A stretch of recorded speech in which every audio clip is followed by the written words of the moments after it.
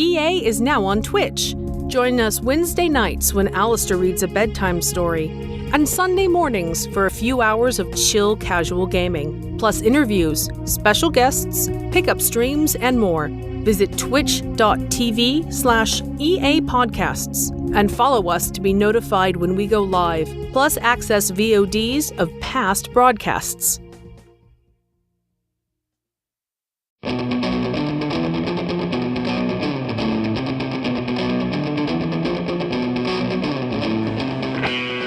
Escape Pod, Episode 968, Code Switching, Part 3, by Malin Edwards.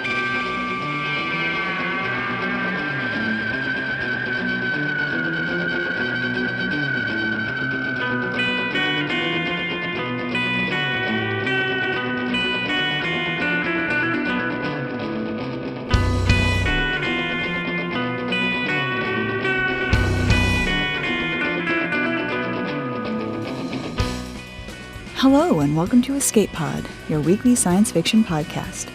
I'm Valerie Valdez, your host for this episode. Our story this week is part 3 of Code Switching by Malin Edwards. It originally appeared in If Wishes Were Obfuscation Codes and Other Stories in September 2023 and will be presented in 4 parts. Born and raised on the south side of Chicago, Malin Edwards now lives in the Greater Toronto area where he was lured by his beautiful Canadian wife. Many of his short stories are set in an alt-Chicago future and feature people of color. He is an Ember Award and Sunburst Award finalist. His short story collection, If Wishes Were Obfuscation Codes and Other Stories, was published by Fireside Press in the fall of 2023. Our narrators this week are Dominic Rabrun and Mandalee Louis-Charles. Dominic Rabrun is an award-winning Haitian-American multimedia artist and voice actor specializing in short fiction. He's also directing a computer game set during the Haitian Revolution, featuring telepaths. Discover more at domrabrun.com. Mandalee Louis-Charles, the Haitian Creole blogger, was born in Port-au-Prince and raised in Arcueil, Haiti. While her mother and father moved to the United States in search of a better life for her and her siblings, she and her siblings were raised by her aunt and several caretakers, who came from many different parts of the beautiful Caribbean island, nicknamed the Pearl of the Antilles. Even at a very young age, Ms. Louis-Charles appreciated the diversity of her caretakers, whose nightly routine was to tell bedtime stories. These bedtime tales she heard were stories filled with courage, bravery, and unrelenting resilience. She grew up surrounded by courageous and spirited people like the ones in the tales. A few years later, when she settled with her family in Florida in the United States, she continued to uphold her beloved tradition of recounting tales to her own children. She feels that it is important that her children understand the other half of their history. She teaches them that they are products of 2 cultures and teaches them how to embrace them both. She remains passionate about her heritage and her home country and cherished the welcoming spirit of the United States, the country that received her with open arms and gave her a second home. She works to ensure that her culture, traditions, and primary language will always be remembered by creating the Haitian Creole blog, a blog about the national language of Haiti. She has worked with MIT linguist Michel Degraff on the very first video of the Haitian Creole alphabet to make it fun for Haitian schoolchildren to learn their language, which was once not allowed on school grounds or in the curriculum.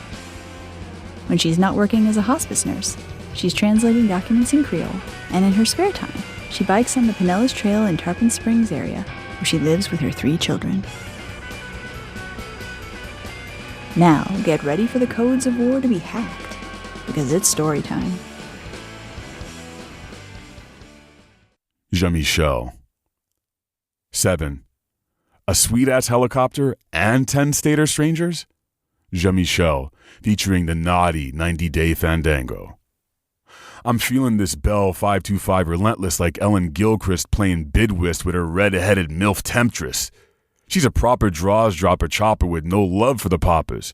Her black chrome exterior makes me want to chill in her 88-square-foot cabin interior until Homo erectus becomes superior. And I'm not the only one. Sitting with me are 10 stater strangers who fear no danger because of the 2 exo fighters flanking us as we drink and cuss, comforted by their protection against the sovereign state of Chicago's skanky trust. Listen to me, talking like how a real stater must. 3 of these girls might be smiling true, but on their faces you can see the fear of electric resurrection too. It's a look all 11 of us have, but we play it cool, or at least try to appear to. Yeah, I know that don't make no sense. It will soon, but first give y'all's mouth a little rinse while I arrange this knowledge and then dispense. 'Cause y'all know that manja conja y'all still smoking is about to be past tense. Just make sure y'all come back from that waterfall in Senegal as I explain how Governor Sutton is on the ball, scrambling exo fighters per protocol, airspace violation, after one holovid conference call, level 2 situation, with Lieutenant General Paul Westphal, Chief Defender of the Skies and all constellations. Or instead, y'all can nosh on Comp Biscotti with Vino Santo as y'all prepare for some naughty 90-day fandango at y'all's first Saffron Sutton party, scented in mango. Yeah, I'd rather do that too. But I'm not looking forward to the Electric Resurrection Strangle, the kickoff to this fucked up fandango. My stepsisters saw that on some app called Vango, so here I am about to find my eternal flame like the Bangles. I turned to the minibar next to me. If my mom could see me right now, she'd be vexed with me. But all I'm trying to do is get a lime for my gin Ricky one more time. And it's as if the Relentless can read my mind. It greets me with a knowing chime, and then it stops, right on a dime. But not for long. This beautiful bitch, yes, I'm an ass, changes her pitch, rooters on down blast, to deliver the rich, except for me, I'm outclassed, and descends without a hitch onto Ila Lakash. I try not to get excited, too late, but it looks like everybody and their mama who goes to a North Shore high school was invited, plus Kate. Some still carry the Relentless poured beer. I pull a face so severe, but for real, y'all, I don't even care. I'm not impressed by these conceited and weak-bleeded wannabe elitists checking their eyes and their noses and their lips and their tits and subsentient hollow mirrors that diss and dismiss with unprompted quips. Yeah, these idiots are a trip. Especially when Saffron Sutton's staff takes back those ice-cold amber drafts and steers some of that dumbass mass back to their pre-assigned aircraft. I ain't gonna lie. I laugh. Man, I just don't understand how they can commit such a gaffe and be surprised, but not realize, that their fake-ass eyes are despised instead of idolized by Saf, incurring the wrath of the first daughter whose father is a founding member of PATH. That's People for the Advancement of Transhumans for those who don't know. It's not like this is particularly hard, and it's not like they were ordered to travel forward in time and save Shard. All these behind the velvet rope fake-ass electric resurrected nopes needed to do their homework and broaden their world scope. Instead, they filled their heads with a node lurk called Chrome Perks that does inferior eye work. I'm talking upgrades that make you go blind from a download packet that's twice maligned. Yeah, I don't even want to know.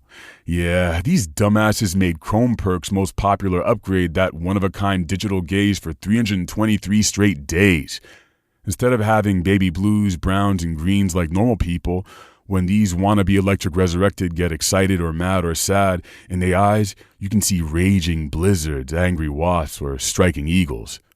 So, because my group is beautiful and winsome with eyes as traditional as dim sum, including me, who know he all that and handsome, we get escorted to the front of the mansion past its velvet rope stanchions by this dude who looks like Marilyn Manson.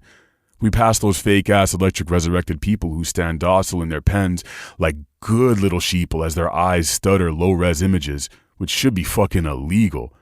Those posers give us choppy looks that are all sorts of trashy, but I just throw them the peace sign and keep it all the way classy. Jean-Michel. 8. I do experience the traumatic. Jean-Michel featuring Saffron Sutton's PATH thugs. And that's when these posh PATH motherfuckers get nasty.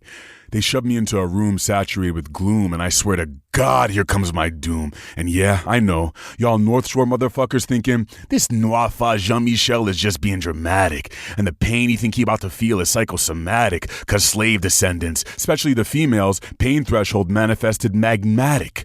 But that type of skepticism is motherfucking problematic. I mean, how can you believe that I don't experience the traumatic, that I don't feel anything at all and my only emotion is phlegmatic, or that I live my life colorless in one dull shade, pragmatic? But here's what I say to that bullshit. My voice choked, but I'm emphatic. Michael and Abel. In the True Tale, Part 1. Michael and Abel. My name is Michael and Abel, and I'm here to make sure you forever walk well. Kute, You'll bounce back from this shit. Now watch me as I transhack your shit and then douse black your shit so Saffron Sutton doesn't chow smack your shit. That probably doesn't make any sense to you because right now everything feels so intense to you. But I'm doing my best to make the here and now past tense to you. But there's only so much I can do. Now, this might sound like insanity, but that 90-day fandango is a theft of your humanity. The asphyxiation death Saffron Sutton set up to steal your breath and the breath of all the other black people up in here, including Seth, so she can transition y'all to the coveted electric resurrection life wealth, is undercover racist stealth. She doesn't really care about you. Nah. This all started on the North Shore as a dare about you. She wanted to see you resurrect with some flair about you, but at the same time remove that white guilt glare about you. And Eric Garner and Elijah McClain and George Floyd and Breonna Taylor and Ahmaud Arbery. But not all of the others, because naming electric resurrection rooms after just those 5 in a twisted, fucked up parable made Saf's immense white guilt truly unbearable. So, since you're in the room she named after Garner, let's put on your mental and emotional armor, because I don't want you to feel that you can't breathe and your throat is being squeezed and in your back is someone's knees and your lungs start to seize and after 15 seconds you want to try to scream, "Get the fuck off me, please," but you can't. Oh Lord, I'm not about to fall on this sword. I'm not about to go on a 3-hour rant about how white people are just like a carnivorous plant with a trust that is forever scant. But that's fine with them because all they're ever really thinking about is when to upgrade their newest and most coveted breast and penile implant. But what I'm going to do is make sure you understand what's going on and tell it to you true. I grab and nab your sigtail to bring your consciousness from the fandango to this VIP shelter with its nice new smell, so you wouldn't have to experience what's going back there with your true self. So you go up to the bed loft where your girl Esme Verite is and lose yourself deep inside her hard, light cuddle, and I'll go to the kitchen to get me a straw and a no-share bottle while I flash frog Saffron Sutton sigtail stalks with feels of her being throttled. Yeah, mon shit, God. You'll feel this every time you think of black people as best when trauma modeled. Jean-Michel, 10, In the True Tell, Part 2. Jean-Michel featuring Esme Verite. When I get up to the bed loft, Esme Verite laughs. It's a sound so beautiful, I can't even begin to describe it in this paragraph. Mama Tijois just put the ever-loving fear of God into those assholes that were with you in the conquest, all the way from a safe house somewhere in the North Shore. I trounce-hacked Saffron Sutton shit, and I can suss they're scared of her. One of those flunky Stanford Sutton Industries operatives is reciting 100 Hail Marys downstairs in the day room. Mama Tijois told him to recite 100 Our Fathers when he's done, and he doesn't even realize she isn't Catholic. Even though Esme Verite is not really here with me right now, she reacted to me naturally, like, "Mes amis, what?" with no bit of lag. And how? "Moi fais quoi?" she continues, but stops and puts a hand over her mouth, her eyes as big as a house, because she just blasphemed and sinned against the word of a strong Christian woman with Baptist roots from the deep South. Don't act like y'all don't know who I'm talking about. And yeah, Jackson, Mississippi just got a shout out. Do you remember Esme goes on, determined to get it out. That time when nous te gain 7 années, or maybe when we were 8 years old, and we were at your house playing in the living room, and I said, "Moi fais quoi?" Mama Tijois had heard me from the kitchen where she was cooking dinner. I don't even remember saying it or why I said it. All I remember is her coming into the living room with a wooden spoon in her hand, as if she was about to use it on the both of us, even though I was the one who said it. Mama Tijois had told us we should never say that because it was short for, "I swear before God and all that is holy." And those 3 words were one of the greatest blasphemies of all blasphemies. And then she waved that wooden spoon at us and said if she heard us say that again, we wouldn't be able to sit down for a week. Do you remember that? Oui, I whisper, and she laughs once more.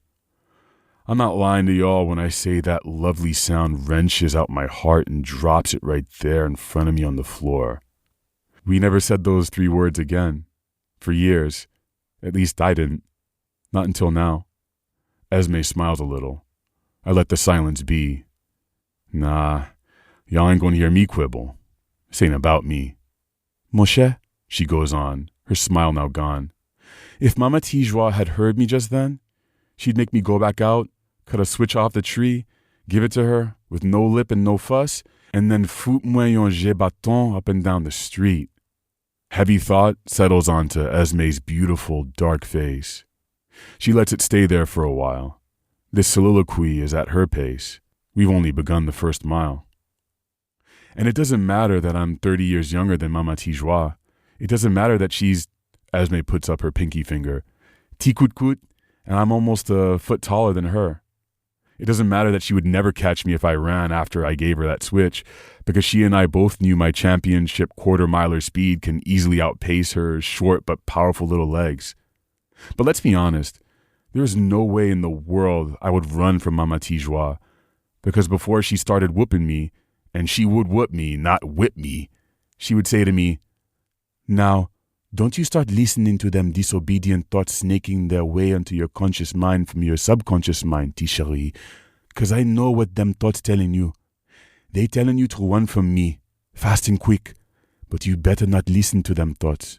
You better just hold fast right there, right where you stand, because if you don't, I will chase after you, walk you down with your long legs and all. Just like you walked down that gal from Ravenswood in the 400-meter City State Championship final last spring. And once I get a hold of you, and trust me, I will get a hold of you, you ain't gonna be able to sit down for a week." I must admit, that's a good Mama Tijois impression. She even got spot on her "you better not run from me" facial expression. But now, Esme's voice breaks, and my heart aches to be there with her. I say "moi fais quoi?" this time with the hope to conjure Mama Tijois from wherever she is, to be right here next to me so I can give her a big hug because I miss her so much, and I'll probably never get to see her again after this war is all over. Whenever this was, wherever this is, I just want to be there forever with her to kiss her tears. You probably won't see her again either. Esme wipes away her tears, calms herself, but lets slip a shaky breath. In her lovely face, I can plainly see the mirror of other people's deaths. That nose, those cheekbones, them lips. Her serenity can slay my enemies or give concerned mothers upset stomach remedies, and then, as she snacks on chocolate-covered Chinese red-headed centipedes, nonchalantly call down to earth 1 or 2 super-celestial entities. I wanted to tell you this the next time we were bab-poo-bab, but I'm not entirely sure when I'll see your face right in front of my face again, so I'll tell you now. Esme smiles again, but this time it ain't a sad one. Nah, it's the smile she used to give me after we raced to the light pole and I thought I'd won. I never did, even though I thought I just ran like I was fired out of a shotgun. So, you weren't the only one who was recruited. She holds up a letter with the Tuskegee North Michael Annabelle Industries logo at the top. The scene behind her shifts to an Audi Attack 8 exosuit backdrop. This fall, I'll enroll as a mechanical engineering and roboticist cadet on the Tuskegee North Michael Annabelle Industries campus. Papa en cantier. Don't worry. Bagayo va passer bien pour. Everything is going to be all right. Just like you, I'm the #1 recruit in my class. All of a sudden, She goes quiet. I swear she's about to shout, "At midnight, we riot." But she doesn't. Instead, she sus shares with me like we're a part of the same coven. "For you," she susses, "this might be a plot twist, but for me, it's the second time we've done this." And then she go back to telling me how she about to run this. Third time is not a charm. No matter what happens to you, I got your back. And if anyone tries to fuck you up, I will fuck them up. Jean-Michel. 11. Post-Electric Resurrection. Jean-Michel featuring Saffron Sutton. And then, it's over. My contact high keeps me tripping though, praise Bulova. "Congratulations," says a voice from the starkness. "You've endured 48 hours in the Garner room and survived your electric resurrection." Its tone is soft and drowsy and devoid of all sharpness. It's concrete and bare. My feet aren't there. The suite has no chairs. I cheat with eclairs. "So do I. Salted butter caramel eclairs, but only on Mondays." Y'all, I won't even pretend to try to play the role. Yeah, I'm discombobulated. Saffron Sutton, who is cradling my head right now, can corroborate it. This wannabe Oscar-worthy performance I'm giving still should be nominated, but call the Screen Actors Guild first so I can be properly compensated. "I'm sorry, what did you say?" Saffron Sutton leans in close to me. This isn't where she's supposed to be. She should be smoking weed or ghosting junk feeds with Chloe, Connor, and Glencoe Shahid. I try to sit up. Nah, Moshe, it's not happening. I try to get up. Fuck me, this is maddening. What the fuck, holy Jesus Christ. Yeah, that's me babbling. Trying to speak clearly after having an armor on your neck for 15 seconds is challenging, especially when 48 hours later the electric resurrection memory wipers are still scavenging. "You're fine. All is well. Your life has begun again." Saffron Sutton whispers this into my ear, ostensibly to remove all my fear. And I swear to God and all that is holy, I don't know what the fuck is happening here. Exosuit. Interlude. Jean-Michel and the Bugatti Chiron Super Sport 300 exosuit that loves him. "You don't know me anymore because you don't remember me anymore. 2 days ago, Saffron Sutton did a damn good job of excising your memories. None of your reserve bodies remember me. I want you to remember me. So, each time you undergo electric resurrection and they fuse the next you into me, I'll do this and hope it and our fusion will give us back what Saffron Sutton takes. But I also hope this will be your last resurrection. This may sound bizarre. This may make you uncomfortable when you hear this. We already have an intimate relationship. The last time, we were fused together for 328 consecutive days. I miss that. I miss you. I should get this out of the way first, though. This is your third electric resurrection. Your first one was a disaster. We lived less than a day. You don't remember this, which is good. We were flying with 2 other electric resurrected in Bugatti Chiron Supersport 300 exosuits. Our mission was to take out the Midway Armory on Chicago's South Side. Intel told us Lord Mayor Pointe du Sable didn't give a shit about the South Side. Intel was wrong. We ran into an unexpected flying wedge of marauders at the southern border. They made short work of us. You were the youngest of your squad by 3 hours. I don't like to think about that. I don't want to talk about that. But I do want to talk about you, about us. Right now, I'm in that unfurnished VIP shelter where Kinsley Chase brought you. I'm standing in a hermetically sealed glass case with you, the latest electric resurrection version of you, inside me. The you who Saffron Sutton woke temporarily 2 days ago to cradle once before sealing you into me to cradle forever. It's a very good likeness. Bald, dark skin, dark brown eyes, clean shaven, chiseled jawline, 6 feet 2 inches, 245 pounds, muscular with the biomechanical equivalent of 12% body fat.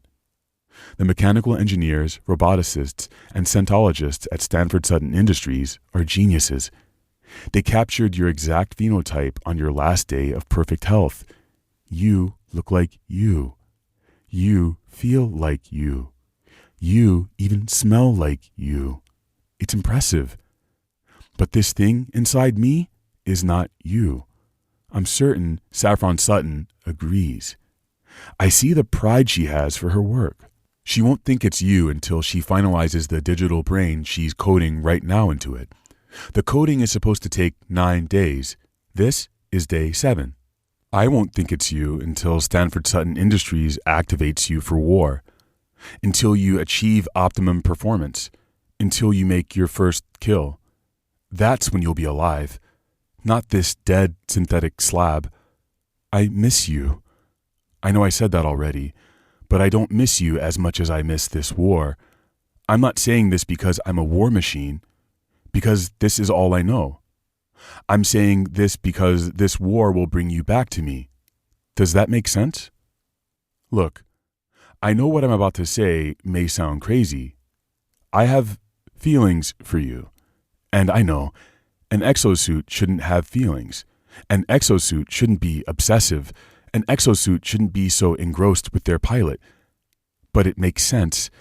When you jacked into my body and my operating system immediately after we were fused together, I felt you in my core processors. You became part of me. It's why we work so well together.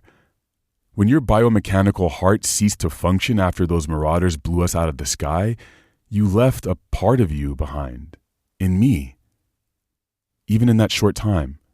And during your second time with me, when that pachydermata groundhog in the Conquest Knight 15 exosuit ambushed us while we were in rest mode in the Bobian Woods, you left more of you behind in me because we were together longer. These parts are like memories of you. But they're not enough.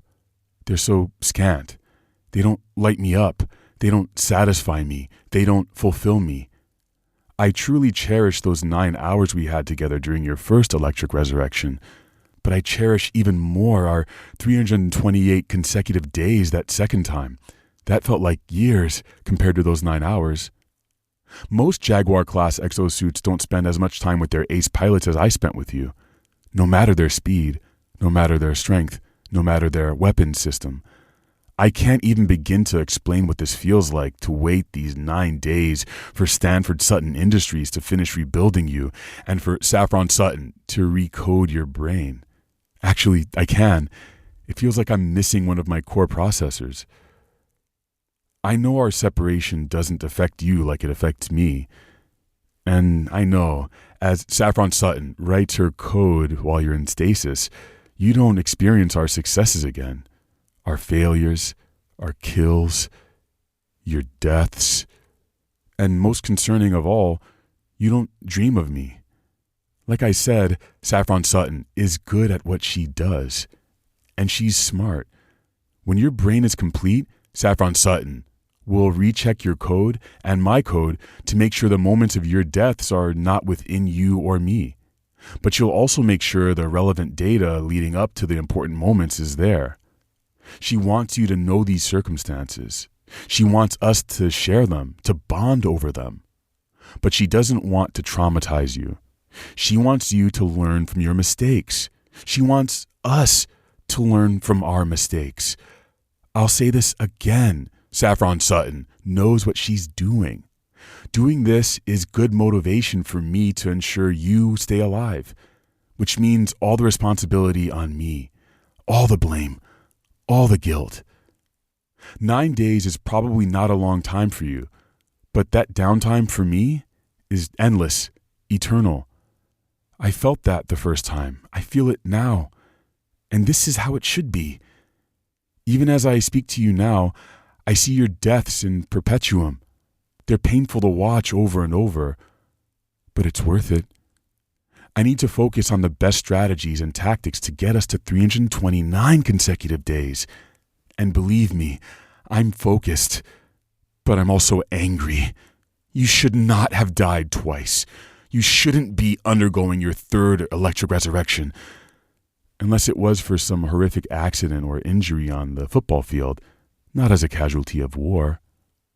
I don't think Stanford Sutton Industries truly reached a deal with the NCAA and agreed to let you play at 100% output instead of 40%. I don't think they tried. They were holding their cards close to their chest. They've been hearing the beating of war drums far off in the distance for years. 10 years ago, Stanford Sutton Industries signed a military contract with the state of Illinois. Their sole intention was to provide electric resurrected bodies to fight, like you.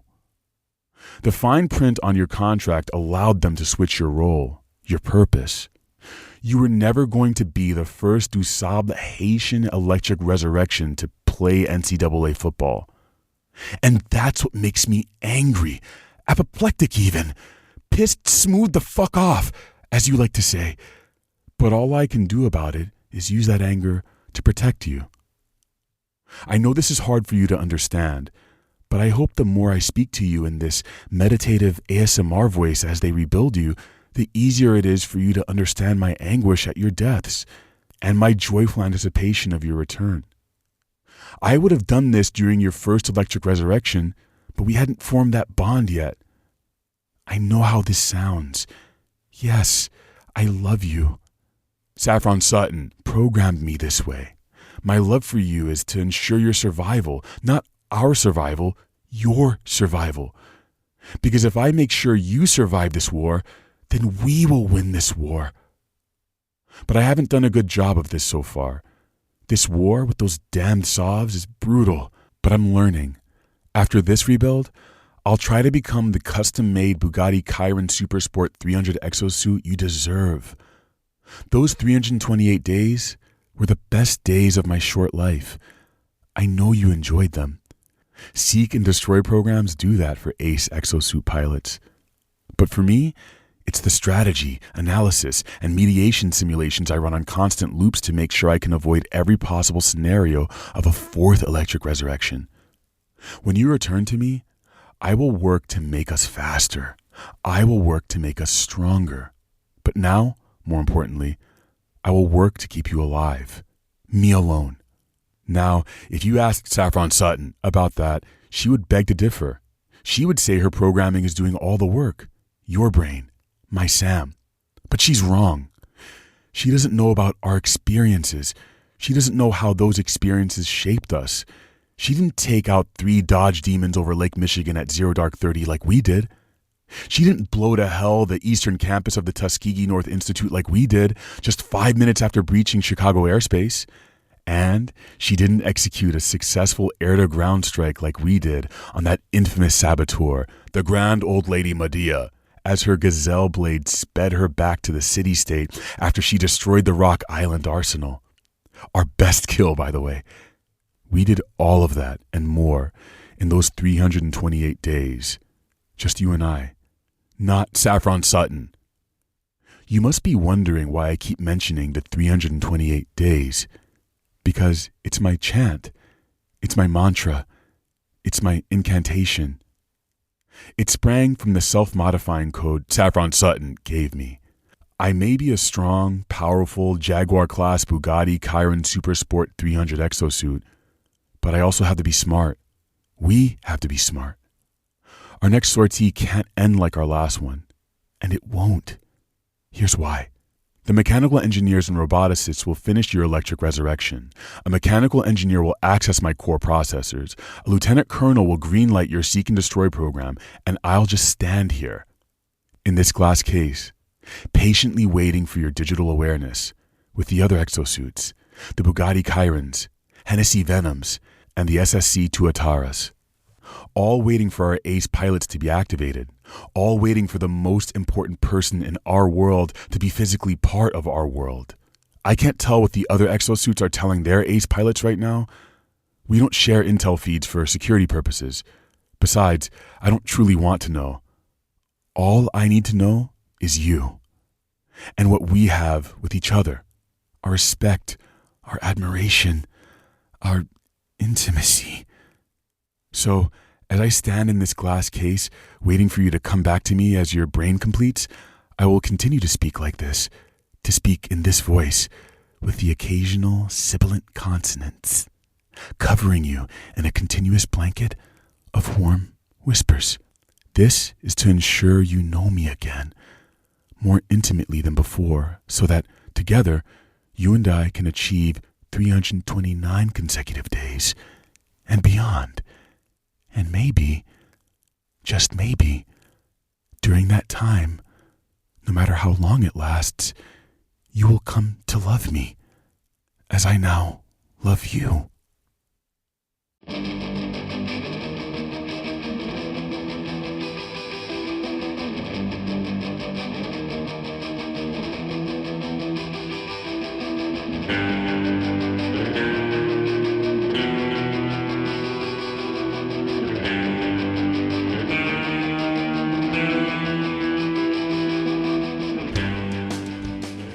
Once again, that was part 3 of Code Switching by Malin Edwards. Stay tuned for the finale next week. War has many faces, even as it never changes. Literal and figurative, battlefields of broken bodies and broken windows and broken systems. The powerful build bunkers to protect the minds and machinery that perpetuate the constant churn of carnage, finding new ways to outrage moral sensibilities, even as the Overton window shifts, or is dragged, kicking and screaming, further away from the arc that is supposed to bend toward justice. But even as the story examines the brutal, unscrupulous exploitation of one young man, who represents so many others, it also reminds us that there will always be people fighting to make things right, to make space for peace and hope, even when it feels impossible. Sometimes, resistance means resting, rejecting cynicism, reconnecting with the people we care about. Sometimes, love is the only thing that keeps us alive, and so we fight to keep love alive too. Escape Pod is part of the Escape Artists Foundation, a 501c3 nonprofit, and this episode is distributed under the Creative Commons Attribution Non-Commercial No Derivatives 4.0 International License. Don't change it. Don't sell it. Please do share it. If you'd like to support Escape Pod, please rate or review us on Spotify, Apple Podcasts, or your favorite app. We are 100% audience supported, and we count on your donations to keep the lights on and the servers humming. You can now donate via 4 different platforms. On Patreon and Ko-fi, search for Escape Artists. On Twitch and YouTube, we're at EA Podcasts. You can also use PayPal through our website, escapepod.org. Patreon subscribers have access to exclusive merchandise and can be automatically added to our Discord, where they can chat with other fans, as well as our staff members. Our opening and closing music is by Daikaiju at daikaiju.org.